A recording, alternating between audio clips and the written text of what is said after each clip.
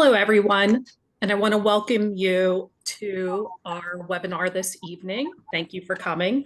Our webinar is titled Welcome to Protecting Public Education, Combating Christian Nationalism, and Defending Religious Freedom and Civil Rights. My name is Carrie Wardzinski, and I'm a member of the steering committee for the Jewish Women and Religious Freedom in Pittsburgh Project. I am also a librarian and an activist, and so this topic is very important to me. Tonight, we'll start with a brief introduction of all of our panelists, then we'll move on to our discussion. The last 15 to 20 minutes we have reserved for question and answer from the audience. So if you have questions, please put them in the Q&A section at the bottom of the screen. Please do not raise your hand, and we'll get to as many as we can. Questions should be to topic only and respectful of our panelists. We will ask people to be for not respectful or purposely trolling. And before I get started, I want to thank our hosts, Jews for a Secular Democracy. Tonight's program is part of their Jewish Women and Religious Freedom in Pittsburgh project, an initiative sponsored by the Jewish Women's Foundation of Greater Pittsburgh, underwritten in part by Trustee Nancy Weissman in memory of her beloved mother-in-law, Trustee Jackie Weschler. We sincerely thank them for their ongoing and crucial support. Thank you also to the co-sponsors of this program from Pittsburgh and around the country, NCJW, Greater Pittsburgh, Temple Sinai in Pittsburgh, Congregation Beth Adam, Florida, Society for Humanistic Judaism, Red, Wine, and Blue, Pennsylvania, Temple Israel in Orlando, Florida, Or Adam Congregation in Phoenix, the Rabbi Joseph H. Gumbiner Community Action Project, a program of Tucson Jewish Museum and Holocaust Center, and the Worker Circle and the Arizona Faith Network. Tonight's webinar will focus on Christian nationalism, religious freedom, and public education. So as the moderator, I think it's important before we start to talk a little bit about the term religious freedom. This term has been co-opted, and I believe it's way past time we take it back. Many of our country's most pressing social issues, such as LGBTQ+ equality, abortion access and reproductive care, and public education free from religious coercion, share a common challenge in the way religious fundamentalists have breached the wall of separation between church and state. When policy in our school districts is based on one religion's perspective and beliefs over all others, we believe it violates the First Amendment, our civil liberties, and our fundamental religious freedom, and harms all of us. The First Amendment provides freedom for and from religion. On that note, let's get started. I'm excited and honored to introduce our esteemed panelists. Our first panelist is Chris Ullery. Chris is a reporter for the Bucks County Courier Times, part of the USA Today network. He has covered contentious school board meetings, elections, and track groups like Judicial Watch, Project Veritas, and the Independence Law Center in Bucks County for the past 10 years. He taught himself Python programming beginning in 2017 and uses data tools extensively in his reporting. Originally from Cumberland, Maryland, Chris holds a bachelor's degree in English literature with a minor in journalism from Frostburg State University. And also joining us today are a parent and student in the Pine-Richland School District in Allegheny County, just outside of Pittsburgh, Tracy Howe and Elise Duckworth. Tracy Howe is a former public school teacher with experience teaching 2nd, 4th, and 6th grades. She holds a master's degree as a reading specialist and has a passion for literacy education. She also worked with the Pittsburgh Children's Museum, implementing a National Science Foundation grant to bring hands-on science activities to underfunded after-school programs. In addition to her professional work, she is a mother of 3, including her daughter Elise, who is joining her today, and 2 sons in their 20s. Elise Duckworth is a 17-year-old student at Pine-Richland High School, where she serves as the junior class student government president. She is an outspoken advocate for student voices and has taken a leadership role in challenging restrictive school board policies. Elise is also active in her school's musical and is passionate about singing, playing guitar, and attending live music performances. So Chris, let's go ahead and start with you. As an education reporter in Pennsylvania, what are some of the most significant ways you've seen Christian nationalism manifest in schools, both here in Pennsylvania and also across the country? Well, I think it starts with the school policy books. That seems to be where the initial charge was. Well, in 2023, that was where we saw it in Central Bucks. It's where we saw the Independence Law Center. Um, thanks to a leaked document, that's where we found out the Independence Law Center was quietly working with a Republican-led school board that was writing, library policy to ban sexually explicit books. They had drafted a athletics policy that would prohibit transgender athletes from being on the teams of the gender they identified with, and tried to implement bathroom policies. What's interesting, though, since another reporter, Bethany Rogers, and I wrote a series of stories on them, and I think we got a lot of attention onto how the Independence Law Center worked behind the scenes, and now they've kind of just been getting actually hired by the school districts, especially in York County. That's been a big expansion, and I suspect Elise might have something to say about that group later on. But what they used to do, and something that Jeremy Samick, the lead attorney for ILC, said a couple of years ago on a religious program on YouTube, was back in 2020. They had this case about a Bible study group not being allowed to put up flyers. A mother got in contact with an ILC. They went to the school district, and some discussions were had, and eventually the attorney, the solicitor for the school district, said, "Yeah, I'll talk to the board, and we'll try and change that policy." But what's shocking to me is that what he said later was that that same solicitor said to Jeremy Samick, "Listen, I represent other school boards, and I'm going to go to them and I'm going to tell them about this policy." So even if a group like ILC isn't in there, their influence is, and you probably will see it. If you suspect there's some Christian nationalist vibes going on in your school district, it's going to come with policy changes. I think that's the main place that they go. They will begin, I think, going out to other resources that sort of align with them. In Minnesota right now, in the St. Paul School District, I think it is, there's a policy that was passed in December that would use the website BookLooks, which is Moms for Liberty's book rating website, to sort of vet the material that comes in. Now, whenever we were back in Bucks County, whenever we were seeing the sexually explicit library policy come in, they didn't use BookLooks per se, but a lot of references were shockingly similar to BookLooks. And of course, we did have some Moms for Liberty influence. And of course, Moms for Liberty is going to be, I don't think that they would define themselves as Christian nationalists. I feel like they steer clear of that. But then again, I think a lot of Christian nationalists probably wouldn't identify themselves as Christian nationalists either. But Moms for Liberty has been growing. Right now in Pennsylvania, there are 33 counties with a chapter website on the national page. That makes it more chapter websites than Florida, where the group began. And that makes Pennsylvania the largest Moms for Liberty state in the country right now, at least according to what's on their chapter websites. Some may have Facebook pages that don't have a chapter website. I couldn't scrape them all. And yeah, it's going to come, it will come into, I think, policies.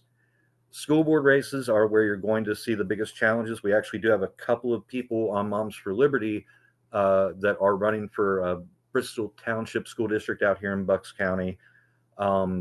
It's going to be, I think, harder for people to really acknowledge, or to know for certain if a Moms for Liberty candidate is running for office, because they don't advertise who their members are. And whenever they're trying to get elected, they like to downplay the connection to Moms for Liberty. It's a cute little game. Those are typically the main roads I've seen the sort of the Christian nationalist side try to come into the school districts there. And I just realized I have no idea for how long I've been talking right now. So No, you're fine. Would you say that there are any other ways that you have seen it manifest in Pennsylvania, or I guess really in other states? In other states, I, I I think it's mainly an appeal to the idea of grassroots organizing, whether it actually is grassroots or not. It really does. I think the reason why Moms for Liberty became so popular is because they struck a chord. They found the identity that resonates, where it's we just want to protect kids, and we're moms. You know, we're parents just like you. And I have noticed, and again, this is more in Pennsylvania, but I believe it's.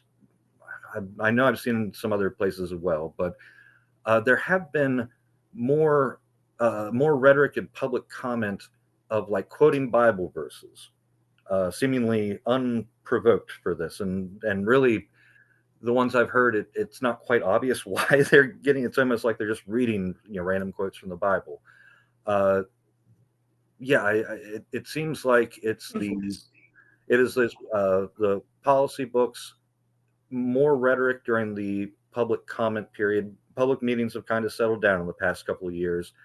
But yeah, I think it's just about applying pressure to the board as much as possible and through every angle possible. If not through, through the solicitor, then directly to the board members at the meetings. Thank you for giving us that overview. I'm going to move on to Tracy and Elise now. Tracy, you and your daughter have been at the forefront of fighting for students' rights in the Pine-Richland School District. Your school board has been pursuing a policy that lays the foundation for banning books, and I know it passed, and micromanaging essentially every piece of material that teachers can use in the classroom. Can you share what is happening there and how religious groups are impacting those board meetings and policies? Sure. Hi, Carrie. Thank you so much for including me and Elise in this important conversation. We're grateful to be able to just make more people aware of what's going on in our school district, and hopefully encourage people to use their voices and votes to stop these school boards from dismantling, what is good about public education. I'm a product of public schools. I'm a former public school teacher, and I'm a mom of 3 who's chosen to educate her kids in the public school system. So I'm pretty passionate about, you know, uh, keeping public education vibrant and good for all the kids that are being educated in the system. Just to give a little background to the audience, Pine-Richland School District, it's in the northern suburb of Pittsburgh. It's had a reputation of excellence for years. It's actually a destination school district for many families. It's got excellent programming, excellent teachers, excellent facilities. My husband and I made the decision to move here for the school district specifically. So it's historically been well regarded. Over the last year, we have a conservative board majority that has taken a number of actions that are much more about their political and religious views and less about improving the academic achievement of the kids in our district. And that's been really concerning to a large number of people in our community. They're also seeking to be able to take control over many aspects of the educational experience, including controlling what books, obviously, and other materials that make their way into the library and into the classrooms. And so, they're taking a lot of agency from the professionals in our district by assuming that they somehow know better than the professionals that have been hired to do the job of choosing materials. I'll be honest with you that up until last spring, I hadn't paid much attention to what was happening in our school board. I think things have been going pretty smoothly. And then I started hearing some rumblings about the conservative majority going after the guidance curriculum. They wanted to rewrite the curriculum. They wanted to remove all components of it that deal with social emotional wellness of kids. And they wanted the curriculum to focus the counselors to just do academics and career counseling. That did not pass, but they did successfully change it so that families now have to opt in for the social emotional lessons versus opt out, which essentially at the beginning of the school year equated to about 3% of our families who actually opted their kids out of having those lessons. So it was, you know, a lot of time and energy for a very small percentage of the population. About that same time, the ninth grade English department was attempting to choose a more contemporary novel for their curriculum. And they had selected the book Angels of Greenwood by Randy Pink. It's a novel about the Tulsa Race Massacre. An excellent book, and it ultimately was rejected by the school board. So again, you know, a committee of ninth grade English teachers made a selection based on what they felt their students would be engaged in reading, what was good for their grade level, and it also had some cross-curricular ties to the social studies curriculum. But the board decided that it wasn't the right book for the ninth graders. And then in addition to that, in September, we started learning about some changes to our district's book policy. And we were hearing rumors that a couple of the school board members were working behind the scenes, even from some of their fellow board members, and rewriting the book policy. And they were modeling these revisions, coincidentally, as Chris was talking about, in Bucks County. There was a school board there that rewrote the book policy, and it created a lot of censorship in that school district.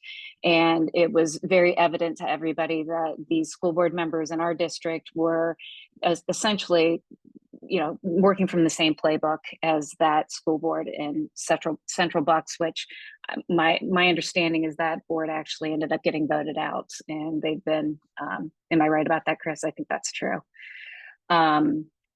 So these revisions that they're making, you know, they lay the foundation for book challenges, for book bans.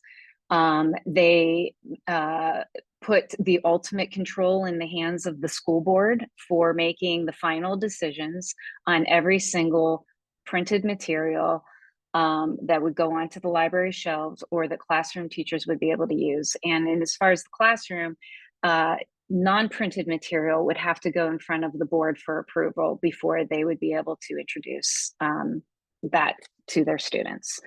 So you can see how that could create a problem when you're talking about current events. And, you know, and there's a 30-day review process for the school board to, you know, agree that it can come into the classroom or not.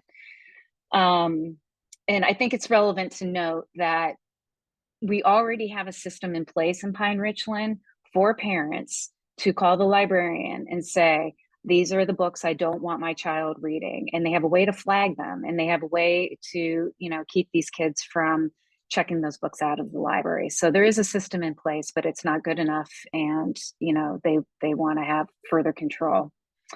So as you noted at the beginning, after 7 months of pushback and a lot of time and a lot of money, the policy was adopted last month. And that was a huge disappointment for a lot of our community. I think the other thing I just thought it might be important for the audience to know is just a little bit about these board members who are driving these changes. One of our board members, she does not align with the Pennsylvania School Board Association. She is part of a new group in Pennsylvania that's been modeled after the Florida Conservative Coalition of School Board Members, which names God as the first of one of its core values. The same board member, she rejected a DEI program that was proposed for our school district because she couldn't get past the word equity. Another board member proudly posted from the Capitol on January 6th. She is now leading the charge to flag books that she and others deem appropriate for our schools, deem inappropriate for our schools. And now that she has this new policy to work with, she has a lot more power to do that.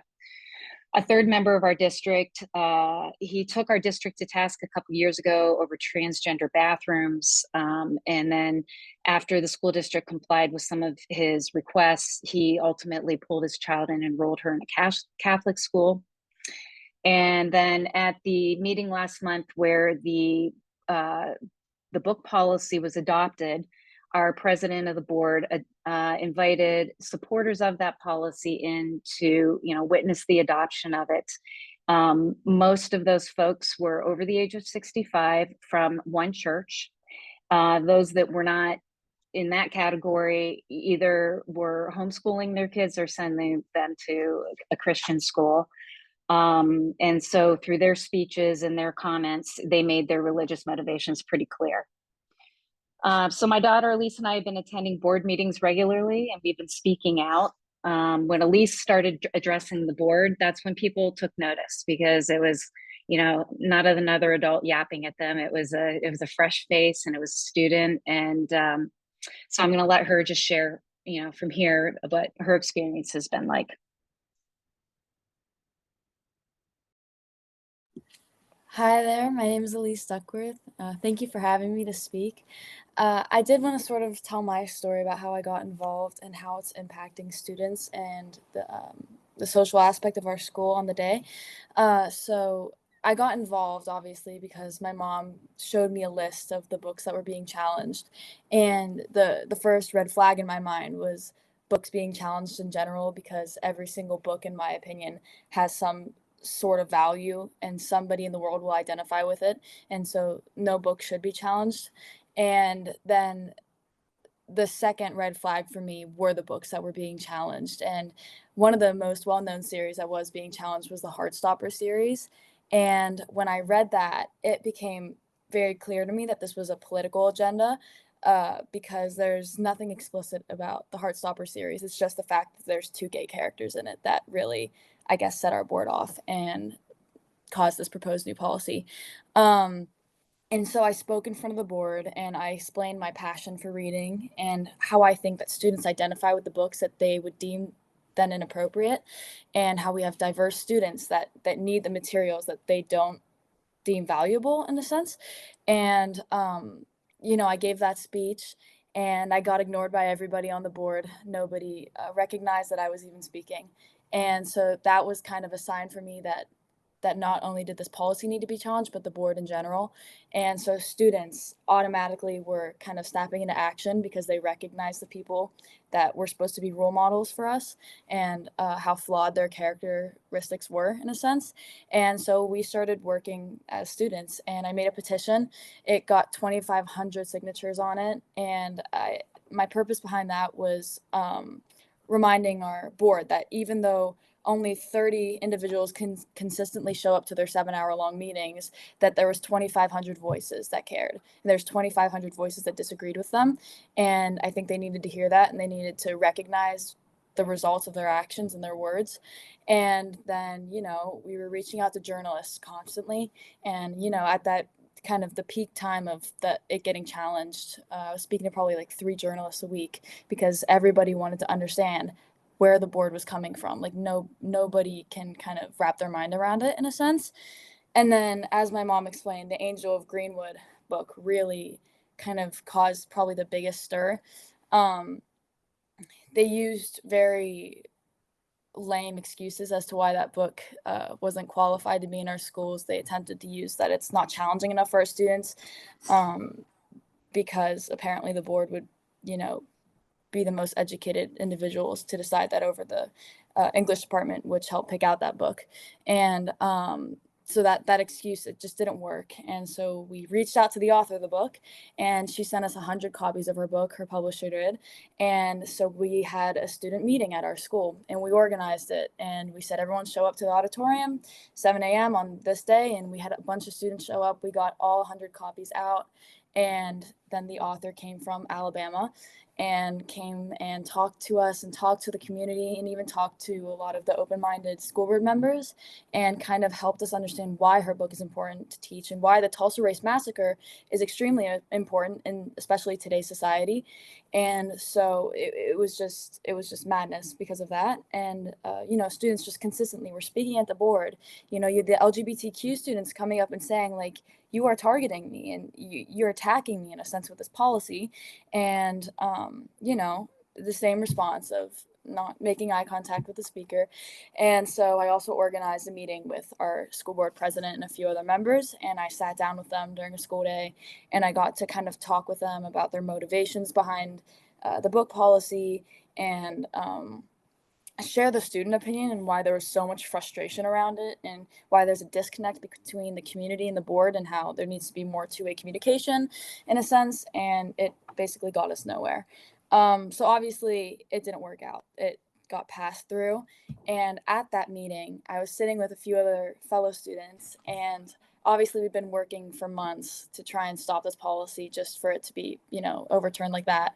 And so we had this dull look on our face as we saw it get passed, and a lady that I couldn't identify at the time kind of leaned over and she told my friend, you're godless and faithless for supporting this book ban, or for not supporting the book ban. She denounced my friend's religious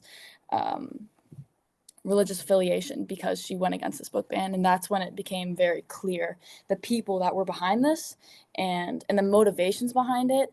And it was just hard for all the students to grasp that not only were they not supported and, given the respect through the books in the school, but they were also not given a respect at the meetings. It no longer was a safe place for students to reside and speak their minds without receiving something negative back. And so honestly, it's just a lot of disappointment for the students currently, but also there's a lot of fire underneath that's going to help us, promote the elections and getting all the 18-year-old students out to get this board voted off.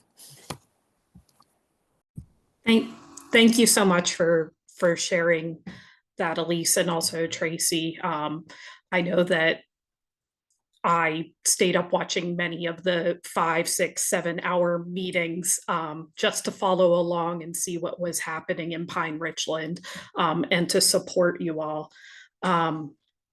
We have a lot of questions, so I'm going to open it up to all of the panelists, whoever would like to answer. A lot of our questions that are coming in are basically along the lines of, what can we do? What can students do? What can parents do?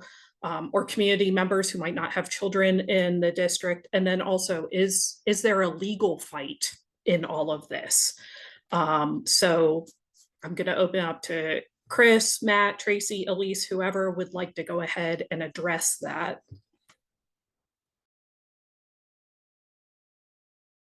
Honestly, I can only speak to what students and young adults can do. And it's all situational based on, what school you go to, what community you live in. But honestly, the petition really was an amazing thing because it reached everywhere in the U.S. We had people making comments from California. It reaches a large amount of people through petitions. And so I think that really, really helped our cause in a sense. But for students, it's not being afraid to ask questions and demand answers from your representatives, especially your school board. They do serve you. That is their purpose. And so there shouldn't be no fear behind, enforcing them to answer your questions and be completely clear with the community about their intentions through the school board.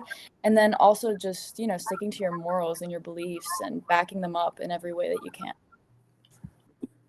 Yeah, I'd also like to add to that. Something that I think is very interesting about this is that, and it's not to say to do nothing. You should get involved. But what we saw in the Central Bucks and in our neighboring Pine-Ridge School District, with this very, very right-wing board that came in, because they wanted to tackle all of these policies, and they made the focus around the athletics policy, the library policy. If you weren't a diehard supporter, eventually the people that were coming in were getting kind of sick of hearing about it. And whenever they got voted out in 2023, I think a large part of that was about people actively knowing about it and wanting this board to be out. And I think there was probably about as equally as much of a push of saying, I'm just tired of hearing about this. You need to go.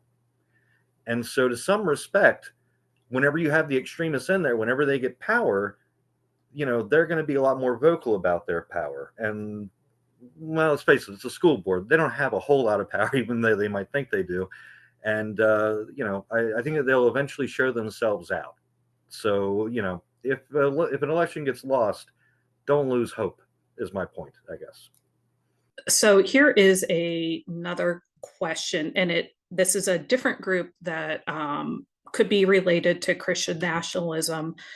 Do any of you have any information about the LifeWise Academy, which started in Ohio but has since spread to a number of states, and how that would relate to this subject? What is happening is that, for those who may not know, there's an academy there's something called release time religious instruction in Pennsylvania.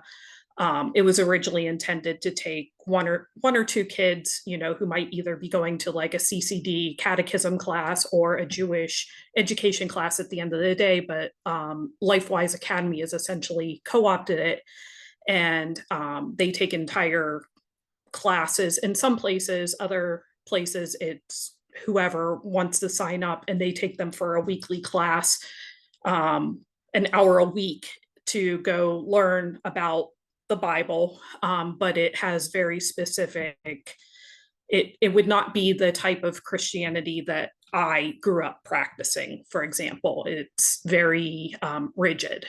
So how do you see that fitting into this?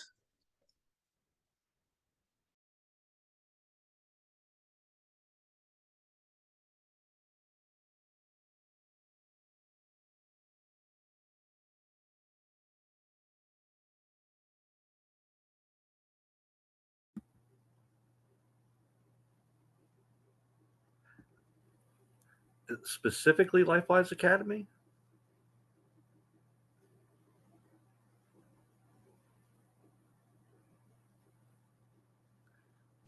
Not specifically. Well, LifeWise is one example. We have a number of them throughout Pennsylvania, Good News Club, others that kind of take children at the elementary age level and take them out of school for an hour a week, and then go ahead and give religious instruction, and then bring them back. So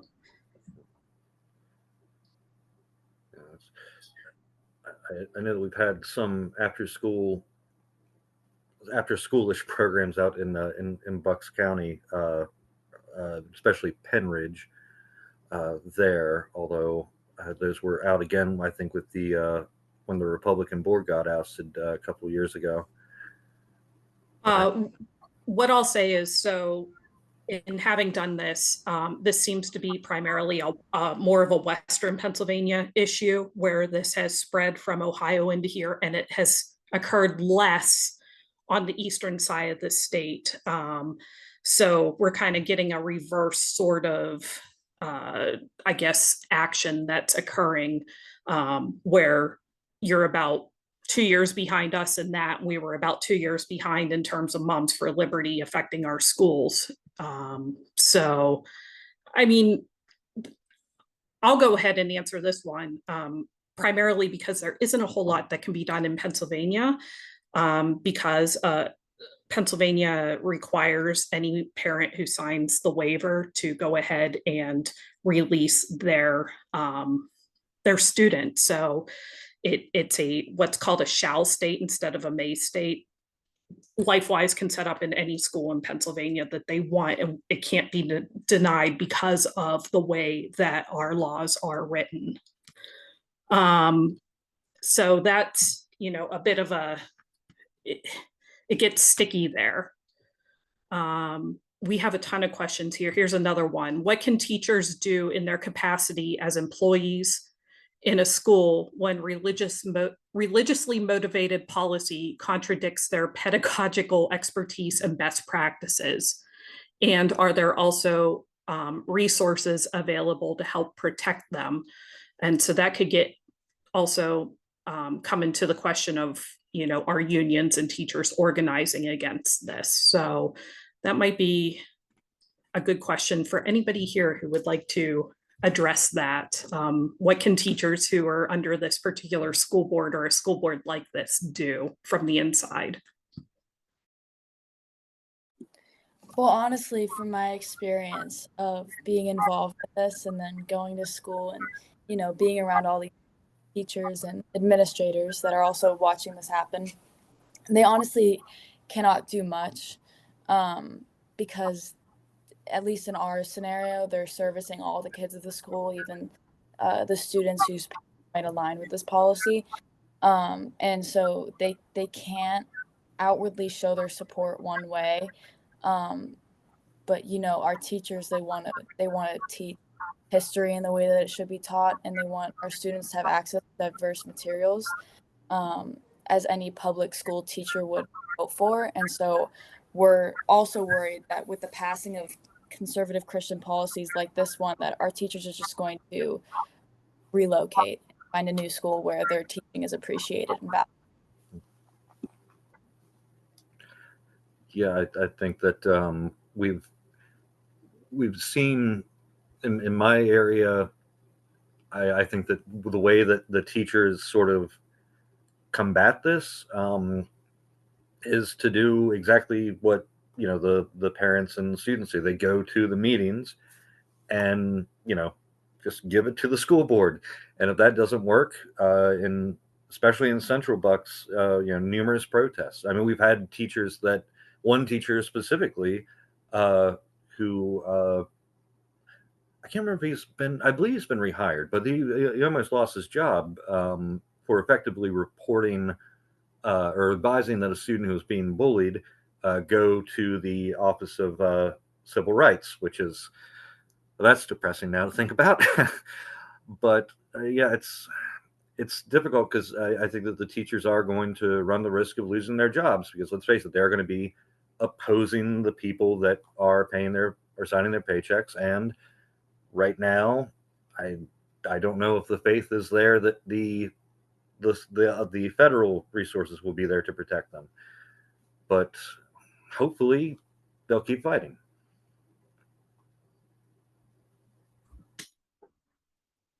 So Tracy, we have a question specifically for you as a parent. Okay. What lessons do you think can be learned from seeing, say, Central Bucks fighting back and then ultimately overcoming the Christian nationalism that was on their board? And also, what actionable steps worked specifically for you and the other parents that you have seen in Pine-Richland? And also, conversely, what hasn't worked? So I think that, families are really, really busy. And I admitted this at the beginning of this, that I wasn't paying attention to what was happening in our school district until I have a neighbor who is very active, and she was sending me text messages, and she finally lured me in. and I, until it makes the papers, or until there's a big enough, group of people who are disgruntled by what's happening and making waves about it, I think that these boards could potentially just do their thing and go unnoticed and unchallenged for a long while. I do believe that the group of us that show up regularly and that speak, I do think it's important. And you have to tell your neighbor, and you have to tell your friends what's, and I'm annoying my friends. I'm telling them all the time, like, guys, this is really, really bad. Like, we need more speakers. We need more people chiming in, and people are just, their lives are busy. They don't have time to give 6 and 7 hours to a school board meeting. But what I'm learning is that people are actually watching from home. more than I realized, because I've had a lot of people come up to me and Elise and thank us for what we're doing. And it's surprised me, honestly, how many people are actually paying more attention than I would have thought. And so now, you know, I mean, we lost the battle with the book policy, but you are, as Lisa said, a fire has been lit in our community, and you're seeing people throw their hat in the ring for the elections, and deciding to go out for the school board because they're really angry. They're angry with how much time and money has been spent, money on a solicitor that's sitting there for 7 hours, 6 hours, you know, at these meetings. And so they're angry. And so more people, it seems, are considering going out for the board. And you know, I'm hearing people talk about you know, possibly challenging this in the courts. And but it, you know, it takes a collective group. You know, sometimes it feels like there's like all these separate people who are angry and they're doing their thing. There is a group of people in our community who are putting out a newsletter called Together for PR, and it's wonderful. It literally, it summarizes for anybody who wants to subscribe exactly what happens in these meetings. It provides links to the meetings. And you know, I think it does a really good job of just presenting it as it was, which is usually crazy. So they're not dramatizing it, they're just presenting the madness of it. And I think that's been a really great way to get more community members clear about what's happening in these meetings. You know, having this person dedicated to typing up summaries and sending it out through these newsletters, that's been really great for me to share with other friends. And I have time for one last question from the audience. And this one is for Elise. There's a school district that is just north of you, called Knox School District in Butler County. They're smaller, they're more rural. And they also are having issues with, in this case, their school district is suing the state in order to overturn state level protections for LGBTQ students. And that would be across the board at all schools, all public schools. But they have a student who is speaking at the school board meeting tomorrow night, but most of the students are scared. They are afraid that speaking will somehow adversely affect their college applications or, you know, getting onto a sports team, among other things. What would you tell them in 1 minute or less? Honestly, I tell them to do it. There's always going to be people that disagree with you. There's always going to be backlash for anything that you say that could be deemed controversial, but I don't regret a single thing I've said, and I've received a lot of interesting comments about my beliefs on this. But it has done way more good than bad, and I think from a young age you need to stick to your morals and your beliefs, and if you feel passionately about this, then you need to speak up about it. And you know, people cannot judge you for speaking your mind. Once again, the First Amendment protects that, and so honestly, speak your mind, speak what you believe in, and there's going to be more support than I think you will recognize at the time.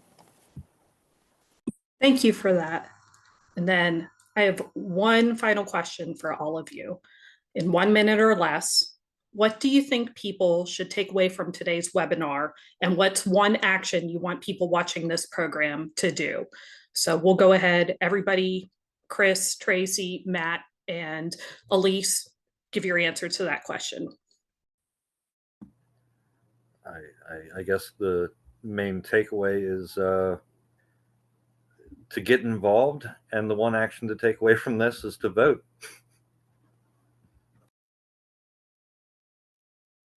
Honestly, yeah, I'm gonna agree with that and just go off of that. Just your local governments matter, and you know, voting in the right people and not taking any election lightly is huge, because the school board has never felt like that monumental until this year. So you do need to vote, and you need to go out, and you need to support those who you side with. They stole my answer, but I guess the other thing I would add is that some of these school board members that are part of this conservative group, when they were voted in, they were running on, they sort of came in to the school board on a whole nother issue. There was a coach in our community that was fired, and it angered a lot of people. And it feels like this snowballed into the school board. We now have this other situation, and people were so wanting to quickly change out the school board that they felt was responsible for this coach's firing. And they got that, but I don't think they dug deep enough into who they were voting in and where are they coming from and where are they aligned. So in addition, like, really do your homework and know who you're voting for, you know, and show up for your local elections for sure. Thank you all. I mean, all of those are, you know, spot on. You do need to think about voting and actually get out and vote. And then Tracy, like you said, talking to your neighbors, just talking to everybody and letting them know what's going on and being involved. Unfortunately, we need to wrap this up. I want to thank all of you for being panelists here this evening. And I also want to thank everyone who joined us watching for your time and participation. I think this is really important to talk about because it is, I don't think we're done with it, and it is ramping up. And also, you know, it's National Library Week. And so it's a hard week to celebrate when you hear about things like this, but it's good to bring awareness to. I also want to thank Jews for a Secular Democracy for hosting, and our project sponsors, the Jewish Women's Foundation of Greater Pittsburgh. And thanks also to all of our co-sponsors for their support. We don't have to sit in silence and watch our civil rights destroyed, because we have voices and we have power, like all of you have demonstrated this evening. So let's go out and use them. Thank you.